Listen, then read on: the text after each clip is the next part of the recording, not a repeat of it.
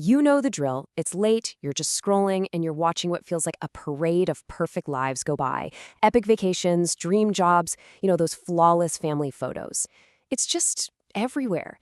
But have you ever really stopped and asked yourself what the hidden cost is? What's the price of admission for watching this constant stream of highlight reels? Well, today we're going to dig into the science of why seeing everyone else's perfect life can make you feel, well, anything but. It's a really familiar feeling, isn't it? You see a friend get a promotion, a stranger's amazing travel pics, and all of a sudden your own life just feels a little dull, a little gray. If you have ever had that sinking feeling that you're just paddling like crazy to stay afloat while everyone else is just cruising by on a yacht, let me tell you, you are so not alone in feeling alone. So what is actually going on here? Well, the heart of the issue is this thing we can call the highlight reel. You've got to remember, social media isn't a documentary of someone's life. It's the movie trailer. It's all the best scenes, right? The most flattering angles, the happiest moments, all edited together into this seamless, perfect montage. And we're sitting there comparing our own messy behind-the-scenes footage to their final cut. And believe it or not, this whole phenomenon actually has a name in psychology. It's called pluralistic ignorance. It's this powerful, tricky illusion where we see everyone else's polished, public self, and we just automatically assume that our own private, messy struggles are totally unique to us.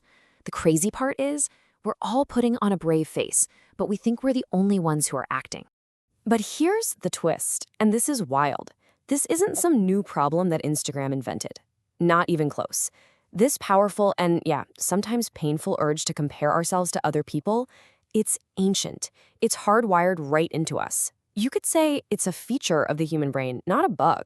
There was this psychologist, Leon Festiner, who came up with something called social comparison theory, and it explains this perfectly.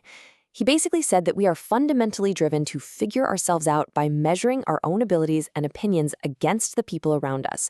I mean, think about it. For our ancient ancestors, this was literally a survival tool. Knowing where you stood in the tribe, that meant safety, it meant resources, it meant belonging.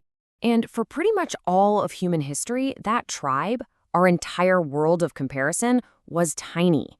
The benchmark for who was successful or strong was limited to maybe, 150 people in your immediate village? That's a world you could actually know, see, and realistically navigate. Okay, now, let's look at our village today. It's not 150 people. It's potentially over 3 billion people online, and every single one of them is broadcasting their greatest hits. Our brains, which evolved for that small, familiar village, are now plugged into a global stadium of highlight reels. We're just not built to compare ourselves on this kind of impossible scale. So if this comparison engine is always running in the background, how does it actually work? Well, it turns out we play this game in a couple of very specific ways, and each one has a totally different effect on how we feel. Essentially, we look in two directions. We look up and we look down. Upward comparison is when we measure ourselves against someone we see as better in some way.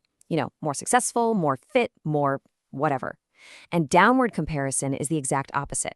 We look at someone we think is maybe worse off than we are. Now, looking upward isn't always a bad thing, not at all. Sometimes it can spark what researchers call benign envy. That's that feeling you get when a friend runs a marathon and you think, wow, that's awesome for them. You know what? Maybe I could start training. It's motivating, but it can just as easily trigger malicious envy, which is that awful, corrosive feeling of inadequacy where their success feels like your failure. And what about looking down? I mean, sure, it might give you a quick little ego boost, a fleeting sense of relief, but it's fragile. And honestly, it's a pretty flimsy way to build up your self-worth. Your sense of well-being becomes dependent on finding someone else who's struggling, and that is just no foundation for real confidence. Okay, so if looking up can be a minefield and looking down is kind of a trap, are we just stuck? Absolutely not. The real power here comes not from trying to stop comparing, because let's be real, we can't, but from consciously changing the rules of the game we decide to play. So here are two way more powerful ways to compare. First up, there's lateral comparison. Instead of looking up or down, just look sideways. Connect with your peers, people on a similar journey. Share your struggles, share your strategies.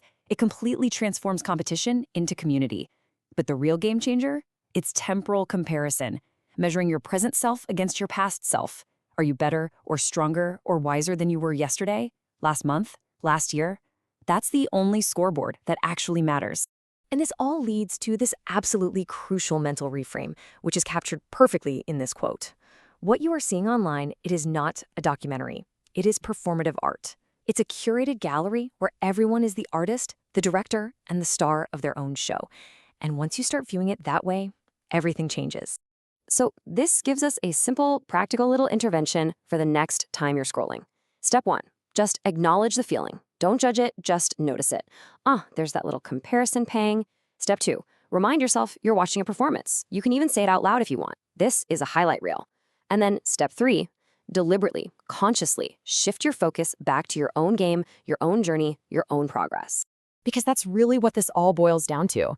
When you get rid of all the noise from those 3 billion other highlight reels, you realize that the most honest, the most motivating, and the most sustainable benchmark you will ever have is your own personal timeline.